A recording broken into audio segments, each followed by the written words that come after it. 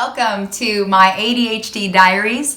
I am Holly the Jazz Singer, and today I want to share about Cocomelon because it actually can cause your child to behave in a way that mimics ADHD or autism, but is not actually that.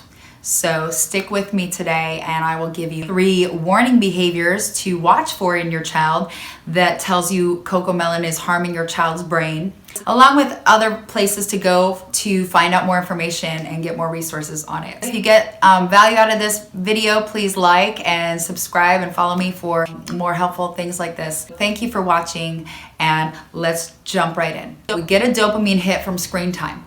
These overstimulating shows are like graduating from entry-level drugs to hard drugs, okay? So the dopamine hit is massive and it continues for however long they watch the show. So the longer they watch the show, the less they're able to cope when it gets taken away.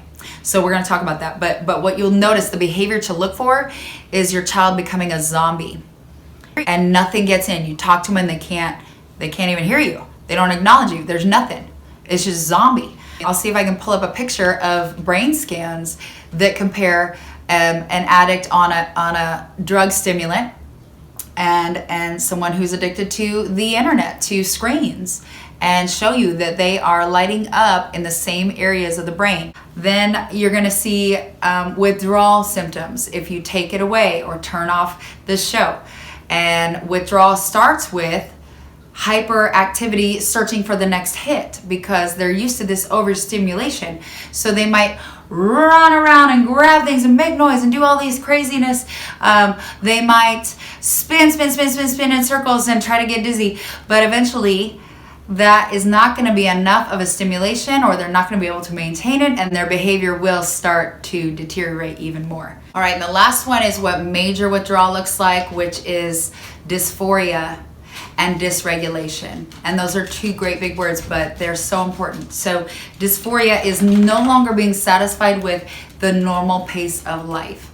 So it's not just being bored, it's being bored and grumpy about it, or aggressive, or just spacey and moody, like they want to check out. They feel uncomfortable in their own skin when it's just normal pace of life. And then along with that is the dysregulation. They're no longer able to regulate their impulses. And so there's no impulse control. And so those 2 things together are what the major withdrawal from that hyperstimulating show looks like. Fighting, hitting, kicking, yelling, meltdowns. Girls especially will be moody, crazy moody, or emotionally withdrawn. Basic problem-solving skills are gone. So their frontal lobe is so focused on getting that next hit of dopamine, it literally can't think about anything else. So there's no basic problem solving, there's no focus, there's no social skills and the ability to connect with another person.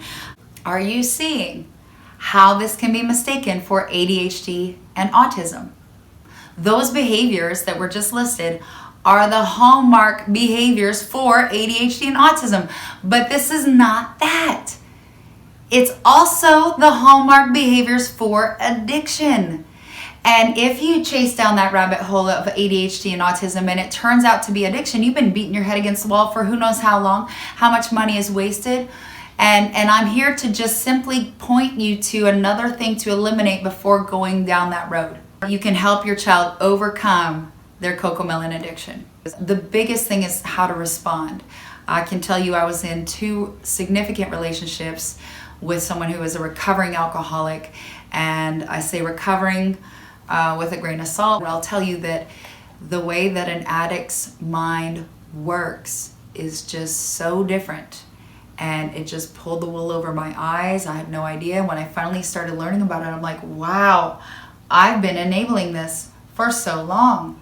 And I'm not saying that detoxing is easy, but there are tools out there, and once you detox and you work the recovery aspect of addiction, it's so worth it. The peace that's available, like real peace, not zombie watching TV while you take a moment for yourself, but like all of us are healthy.